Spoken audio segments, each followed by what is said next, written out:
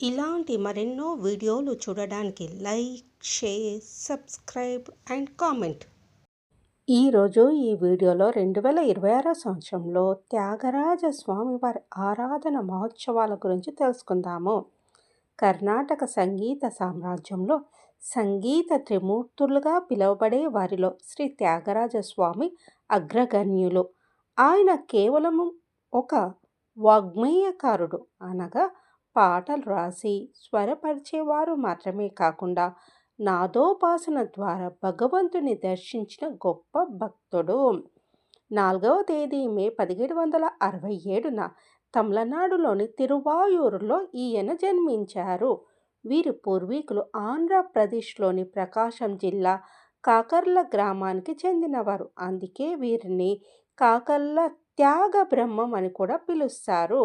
వీరి తల్లిగారి పేరు సీతమ్మ, తండ్రిగారి పేరు రామబ్రహ్మము. ఆయన తన కృతులను ప్రధానంగా తెలుగు భాషలోనూ కొన్నిటిని సంస్కృతంలోనూ రచించారు.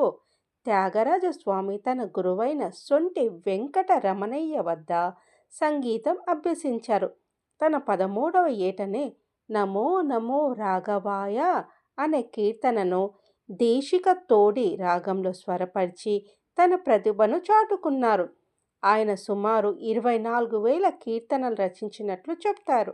కానీ ప్రస్తుతం మనకు దాదాపు 700 నుంచి 800 వరకు మాత్రమే అందుబాటులో ఉన్నాయి. ఆయన రచనలో అత్యంత ప్రసిద్ధమైనవి ఘనరాగ పంచరత్న కీర్తనలు. ప్రతి సంవత్సరము ఆరాధనోత్సవాల్లో విద్వాంసులందరూ కలిసి వీటిని ఆలపిస్తారు. ఆయన తన జీవితమంతా శ్రీరామచంద్రుని ఆరాధనకే అంకితం చేశారు.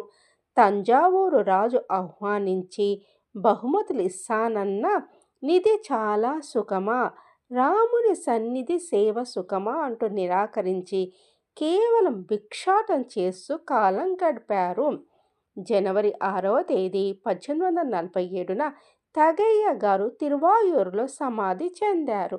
ప్రతి ఏటా ఆయన ముక్తి పొందిన తిథి నాడు ప్రపంచవ్యాప్తంగా సంగీత కళాకారులు త్యాగరాజ ఆరాధన నిర్వహిస్తారు. ముఖ్యంగా తిరువాయూరులోని ఆయన సమాధి వద్ద వేలాది మంది గాయకులు ఏకకంఠంతో పంచరత్న కృతులను పాడడం ఒక అద్భుత ఘట్టం. జనవరి 7వ తేదీన 2026 సంవత్సరంలో శ్రీ త్యాగరాజ స్వామివారి 179వ ఆరాధనోత్సవాలు నిర్వహించబడతాయి. త్యాగరాజ స్వామివారు ముక్తి పొందిన రోజైన పుష్య బహుళ పంచమి నాడు ప్రతి సంవత్సరం ఈ ఆరాధనోత్సవాలు జరుగుతాయి. సాధారణంగా తిరువాయూరులో జనవరి 3వ తేదీ నుండి జనవరి 7వ తేదీ వరకు 5 రోజుల పాటు వివిధ సంగీత కచేరీలు జరుగుతాయి.